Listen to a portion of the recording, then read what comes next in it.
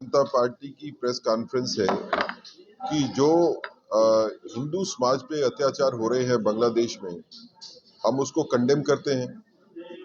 ये किसी भी सभ्य समाज में जो है इस तरह की चीजें जो है ना अलो की जा सकती है और ना बर्दाश्त की जा सकती है।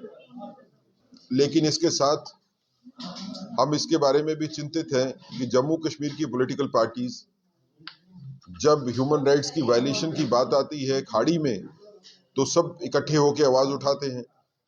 जब ह्यूमन राइट्स की वायलेशन के नाम के ऊपर इलीगल बेनिफिट्स दिए जाते हैं रोहिंग्यास को और बांग्लादेशीज को जम्मू कश्मीर में, सब मिलके इकट्ठे हो जाते हैं। लेकिन आज बांग्लादेश में हिंदू का कत्ल हो रहा है, हिंदू समाज की लड़कियों को जो है वो उनका बेइज्जत किया जा रहा है, तो तब ये पार्टीज जो है क्यों आवाज नहीं उठाती। जम्मू में एक बड़ा प्रदर्शन हुआ कल, समाज के सभी हिस्सों ने उसमें पार्टिसिपेट किया, लेकिन क्यों इस तरह के प्रदर्शन जो है वो कश्मीर में नहीं होते। वहां पे भी होने चाहिए। जो ह्यूमन राइट्स की वायलेशन की बात करते हैं उन सभी को आगे आना चाहिए।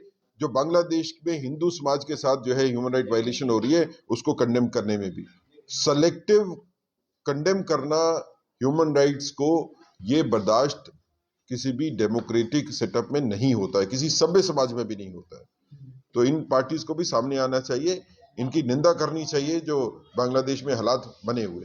आज यूसुफ जो है बांग्लादेश का जो प्रमुख है, उनका कहना है कि ये हमारे अंतर्राष्ट्रीय मामला हम देख रहे हैं।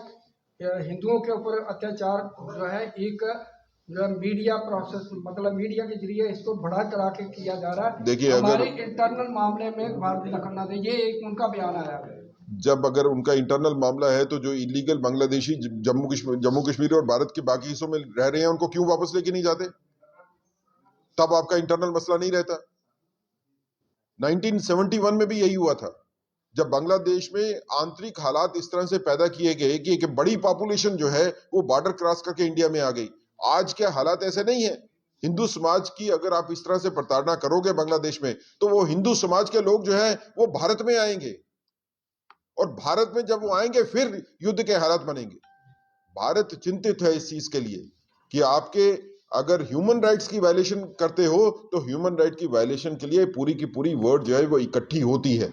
वो आपका आंतरिक मामला नहीं रहता है। ये लॉ एंड ऑर्डर सिचुएशन नहीं है, ये सिचुएशन है जहां पे एक समाज को मारने की कोशिश है। ये वैसी ही कोशिश है जैसे कि कश्मीर में की गई, जब कश्मीरी पंडित समाज को वहां से मार के बाहर भगाया गया। ये इस तरह की सोच, इस सोच का विरोध भारतीय जनता पार्टी करती है। रोगिया की बात करें तो लगातार ये मसला जो है कुछ दिनों से काफ़ी गरमाया हुआ है।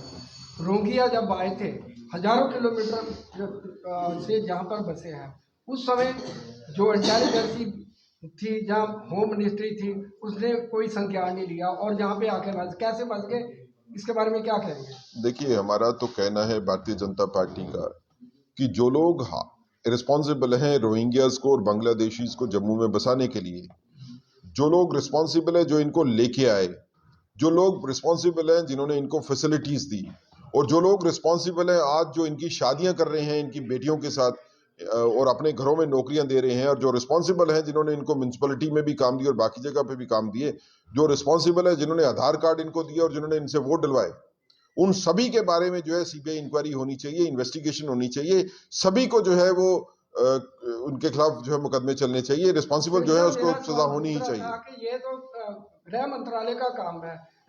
ब्यूरोक्रेट जितनी भी इंटेलिजेंसी है, जितनी भी जो एजेंसियां बनी हैं, उनको देखना चाहिए इतनी हजारों किलोमीटर कैसे आ गए, उनके ऊपर सवाल उठता है। सर, ये है कि हमने आइडेंटिफाई किया है कि रोहिंग्यास कौन कौन से हैं जो इलीगली यहाँ पे रह रहे हैं।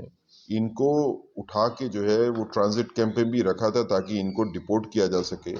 लेकिन बाद में कुछ संस्थाएं, इसी तरह की एनजीओ जो है वो कोर्टों में जाती हैं और उस प्रोसेस को रोकवाती हैं।